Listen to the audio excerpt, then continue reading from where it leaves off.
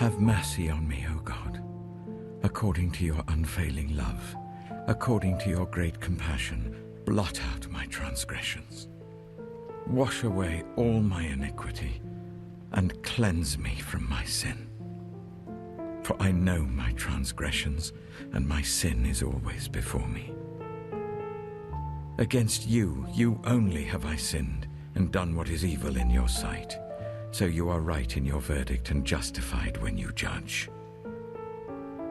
Surely I was sinful at birth, sinful from the time my mother conceived me. Yet you desired faithfulness, even in the womb. You taught me wisdom in that secret place. Cleanse me with hyssop, and I will be clean. Wash me, and I will be whiter than snow. Let me hear joy and gladness. Let the bones you have crushed rejoice. Hide your face from my sins, and blot out all my iniquity. Create in me a pure heart, O God, and renew a steadfast spirit within me. Do not cast me from your presence, or take your Holy Spirit from me. Restore to me the joy of your salvation, and grant me a willing spirit to sustain me. Then I will teach transgressors your ways, so that sinners will turn back to you. Deliver me from the guilt of bloodshed, O God, you who are God my Savior, and my tongue will sing of your righteousness. Open my lips, Lord, and my mouth will declare your praise. You do not delight in sacrifice, or I would bring it. You do not take pleasure in burnt offerings. My sacrifice, O God, is a broken spirit. A broken and contrite heart you, God, will not despise. May it please you to prosper Zion, to build up the walls of Jerusalem. Then you will delight in the sacrifices of the righteous, in burnt offerings offered whole. Then bulls will be offered on your altar. What advantage, then, is there in being a Jew? Or what value is there in circumcision? Much in every way. First of all, the Jews have been entrusted with the very words of God. What if some were unfaithful? Will their unfaithfulness nullify God's faithfulness? Not at all. Let God be true and every human being a liar. As it is written, so that you may be proved right when you speak and prevail when you judge. But if our unrighteousness brings out God's righteousness more clearly, what shall we say? That God is unjust in bringing his wrath on us? I'm using a human argument. Certainly not. If that were so, how could God judge the world? Someone might argue, if my falsehood enhances God's truthfulness and so increases his glory, why am I still condemned as a sinner? Why not say, as some slanderously claim that we say, let us do evil that good may result? Their condemnation is just. What shall we conclude then? Do we have any advantage? Not at all. For we have already made the charge that Jews and Gentiles alike are all under the power of sin. As it is written, there is no one righteous, not even one. There is no one who understands. There is no one who seeks God. All have turned away. They have together become worthless. There is no one who does good, not even one. Their throats are open graves. Their tongues practice deceit. The poison of vipers is on their lips. Their mouths are full of cursing and bitterness. Their feet are swift to shed blood. Ruin and misery mark their ways, and the way of peace they do not know. There is no fear of God before their eyes.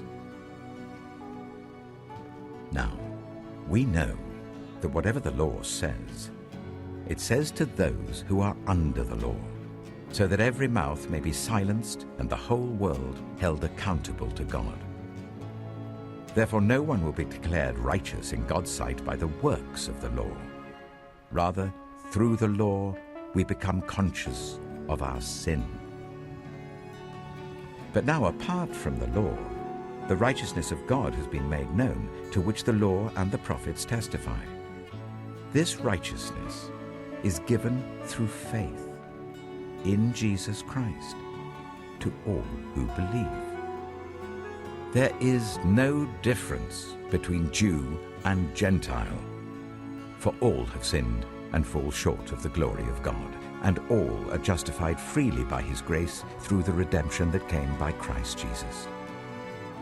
God presented Christ as a sacrifice of atonement through the shedding of his blood, to be received by faith.